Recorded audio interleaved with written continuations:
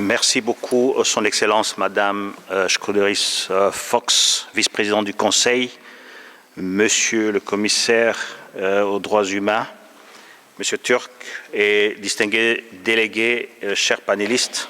C'est un honneur pour moi de participer à cet important panel de discussion sur les impacts négatifs du changement climatique sur les droits humains, avec un lien particulier avec les dommages et pertes.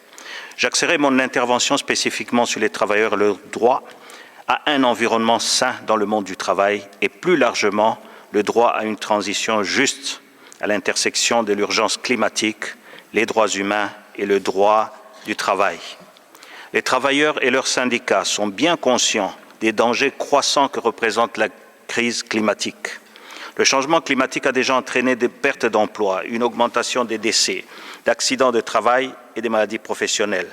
Il est indéniable que les températures mondiales moyennes au cours des 12 derniers mois ont atteint des records. L'impact sur les travailleurs, leurs familles et leurs communautés est énorme. Par exemple, l'Organisation internationale du travail, l'OIT, estime que dans le monde en 2020, il y a eu près de 20 000 décès imputables à l'exposition à la chaleur sur le lieu de travail, un nombre qui a considérablement augmenté ces dernières années. Une autre chose, le changement climatique conduit et continuera à conduire à une migration de la main-d'œuvre interne et internationale, ce qui pourrait aggraver la situation des préjudices et violations déjà ressentis par les travailleurs migrants, tels que le manque de droits, y compris l'incapacité d'adhérer et de former un syndicat dans les pays pour lesquels ils travaillent. Les travailleurs ont droit à des conditions de travail justes et favorables, à un environnement sain, et ces travailleurs sont touchés directement et font valoir leur droit de défendre collectivement leurs intérêts. Leur participation à la prise de décision liée au changement climatique est essentielle au succès dans la lutte contre cette urgence. La promotion et la protection des droits humains et du travail sont essentielles pour garantir le droit à une transition juste. Les syndicalistes sont des défenseurs des droits humains. Cette participation se fait, entre autres, dans le cadre des dialogues constructifs. Une transition juste signifie faire face à l'impact climatique sur les travailleurs et leurs communautés et s'éloigner des industries non durables qui nuisent au climat tout en protégeant les droits humains et du travail des travailleurs. Cela nécessite des politiques responsables et des ressources publiques et privées à investir dans des industries d'énergie propres, résilientes, l'agriculture résiliente, le secteur de soins, etc. De nombreux emplois seront perdus. Pour cela, nous aurons besoin de politiques appropriées afin de protéger les droits des travailleurs, promouvoir le travail décent et garantir les moyens de subsistance des travailleurs et de leurs familles. Ceci devrait servir à minimiser, à mieux traiter la question des pertes et dommages. Mais d'un autre côté, de nombreux emplois seront créés dans la transition vers des secteurs d'énergie propres et résilients au changement climatique, mais ils se doivent d'être des emplois respectant les droits fondamentaux, y compris le droit à la liberté d'association et à la négociation collective, la non-discrimination dans l'emploi et la profession, l'absence de travail forcé et de travail des enfants et un travail dans un environnement sûr et sain.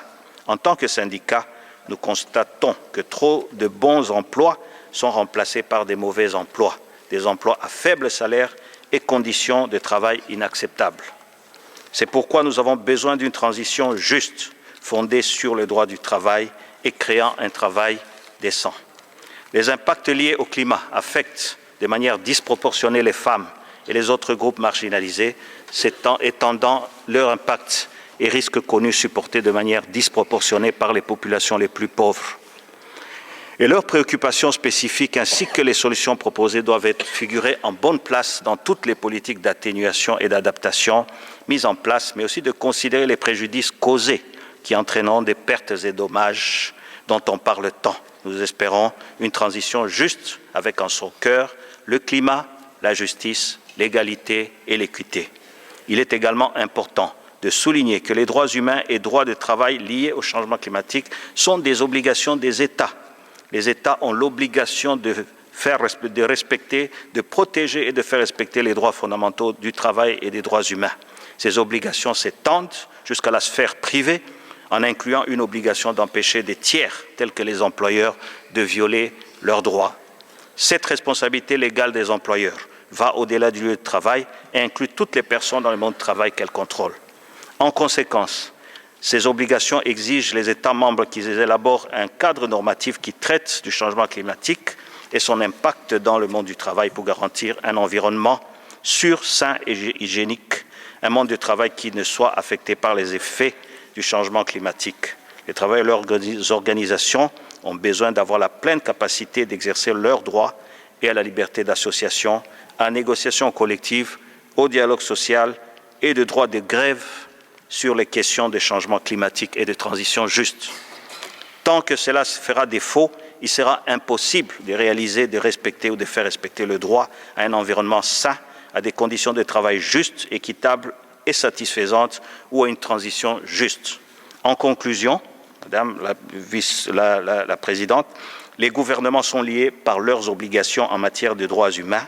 Les ministres du Travail se sont engagés à respecter les lignes directrices de l'OIT pour une transition juste et les ministres en charge des questions d'environnement et des climats se sont engagés que l'année dernière, lors de la conférence des parties, dit la COP28, à mettre en œuvre leur plan climatique dans le respect des droits du travail, dialogue social et la protection sociale.